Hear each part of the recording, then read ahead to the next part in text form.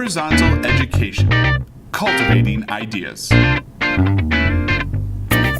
Hi, I'm Erin Miller and I am a teacher and partner at the Denver Green School, and today I'm going to walk you through some of our essential documents that we use as a leadership team to kind of center our work and help our process. It is a lot of documents I'm going to be discussing with you today, but as Jose and Cartal have mentioned in previous videos, in order for shared leadership to work, you have to stay committed to protocols and certain systems. So I just want to share with you the systems that have worked well for us. Lastly, before I dive in, all of these resources, both the examples and blank templates, are available for you for your use on our resources page. So to start out, we are going to go through our Leadership Hub. Our Leadership Hub serves many purposes for our leadership team. There are 12 of us on our leadership team, so organizing that many adults requires one foundational document. That is our Leadership Hub. So how we use this is it's kind of like a table of contents, kind of like a blog, kind of like just a way to access all of our important documents. As you can see, as you open this, we have many main links to our guiding documents of our school. So for example, if I want to plan a new partner meeting, I can open up this meeting template. It takes me to the template. I can make a copy, link it in. If I'm doing something where I need to know about the schedule, the student schedule, I can click on our student schedule. It opens it right up. I can see where 4th grade is at 9:15. Can I push in at that time, et cetera, et cetera. Okay, so just quickly walking through, we pre-link in all of our partner meetings. That's what we call our leadership meetings. So we can proactively feed into documents before our meetings happen. As an example, if I want to talk about something on our August 7th partner meeting, I can open up our link here. I can scroll down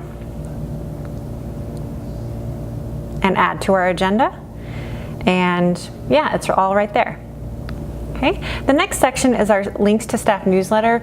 Both these agendas and the newsletters I'll talk about differently or later, but just as a general overview, I want to show it to you here. All right, so links to our staff newsletter. Our staff newsletter is called Bespoke, and it goes out every single week. And again, I'll speak more about it, but again, just an example, we are able to link in our the whole year's worth of newsletters in advance. So if I know that park testing is coming up and I want to put something in the spoke proactively to remind teachers to take off all decorations from their wall, I can go to the April spokes and I can outline here what they need to do and by when. So just having these things pre-linked has been really, really helpful for us to be proactive instead of reactive and to keep all the information in the same place. All right, this is getting into the meat of our Leadership Hub, starting with our responsibility matrix. As I said, there are 12 partners, leaders in our school, 3 administrators and 9 teachers, or we also had a office staff member on our leadership team as well. And with that, since we use both shared decision making and distributed leadership, we found that we needed to create our leadership buckets, if you will, identifying what we were in charge of, so that if people have questions, they can look at this and say, oh, I really have a question about report cards. So I go to the document, I see Cartal is in charge of report cards. I'm going to email him about when the report card window opens. You'll also notice that all of us have a specific color, and that is something that you are going to see kind of as a trend throughout this document. I should also note that we share a similar document as this responsibility matrix with our teachers so that they also know, because shared leadership can mean more people, can mean more confusion. We want to make sure our teachers have access to this as well. All right, so here we kind of get into the blog part of our Leadership Hub. When we have our leadership team meetings, We use that primarily as a space to check in on the various proposals and activities of our school and also present new ideas and proposals. However, within our formal meeting systems, it's not really meant to be where you try out ideas for the first time or purely just give quick information.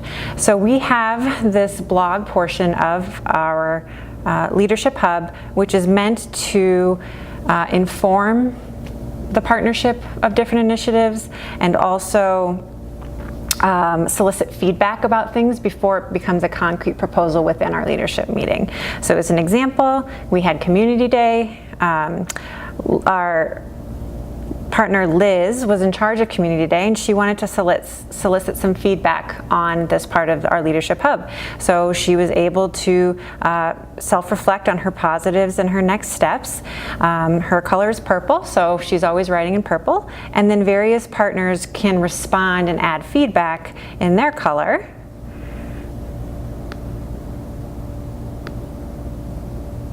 And so that way, we know who is contributing and when, and we know that we're keeping all informed. And I would add that this might seem a redundant step, but our Leadership Hub currently is over 80 pages long. This is one of the most used leadership features we have, and it really just keeps all of us connected and make sure that we all are receiving and reading and weighing in on the same information. So that's really the meat of the Leadership Hub. Now I'm going to take you through our DGS strategic vision document. As a school leader or teacher, you know that what's often most important is keeping your school's mission, vision, and values at the forefront of all of the leadership work that you do. We accomplish that through our strategic vision document. You'll notice it is linked into our Leadership Hub, so I'm going to open that here. Here's the template version, but I will show you our example. Okay, so this example is our DGS strategic vision. So you can access this and see how we utilize it. We start with our mission, vision, and values here. And this is what we have identified as a partnership, or the founding partners did, what they wanted this school to become. With that, we have paired values.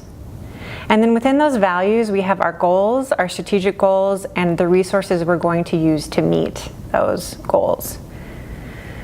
So what's really important about this is this document is linked into almost every leadership planning process that we have, because we always want to make sure that we are staying true to our mission, vision, and values, and that our teachers and other school leaders can make sure that we are staying aligned with our original vision. That also helps with a group of 12.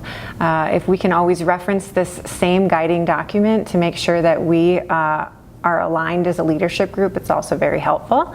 You'll see this again too, our strategic vision document in our partner, or in our leadership meeting agendas as well. Also mentioned in the video, it is very important when you have a big leadership team to adhere to a set of norms. This is a compilation of norms that we've collected through various sources over time. And these are shared not only with our leadership team, but as a school. We open every professional development, every leadership meeting where people are responsible for identifying a norm that they want to push themselves to honor. So you can see here, these are our norms. And again, this is something that we've compiled that has worked for our school, but I know that norms are not new to any school.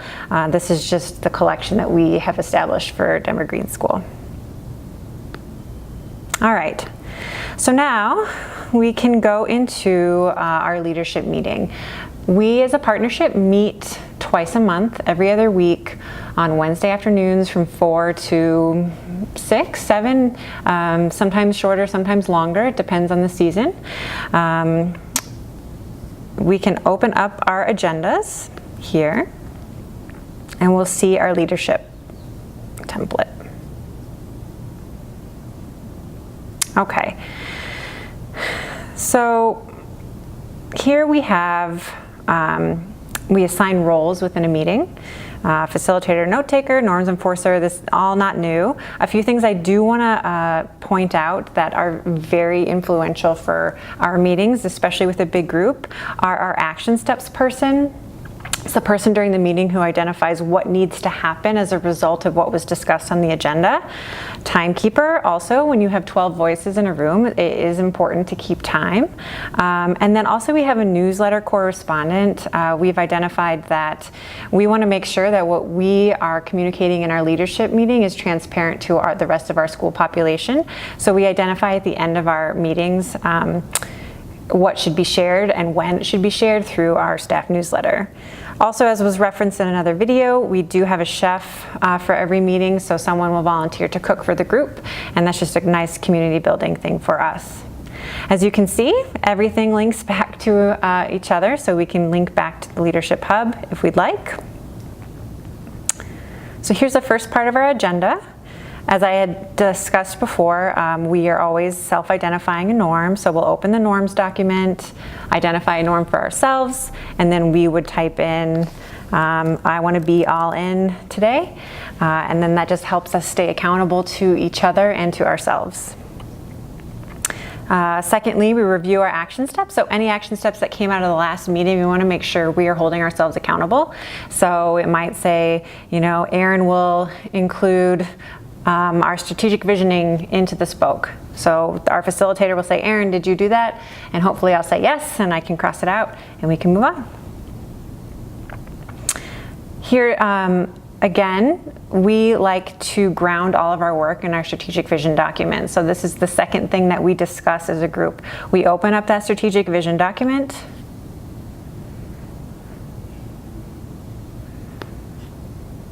Okay. And we want to see, how are we doing? What are we doing well with that are tied to our mission, vision, and values, and what do we need work with? Okay, so then we can add here successes. Our note taker will write in.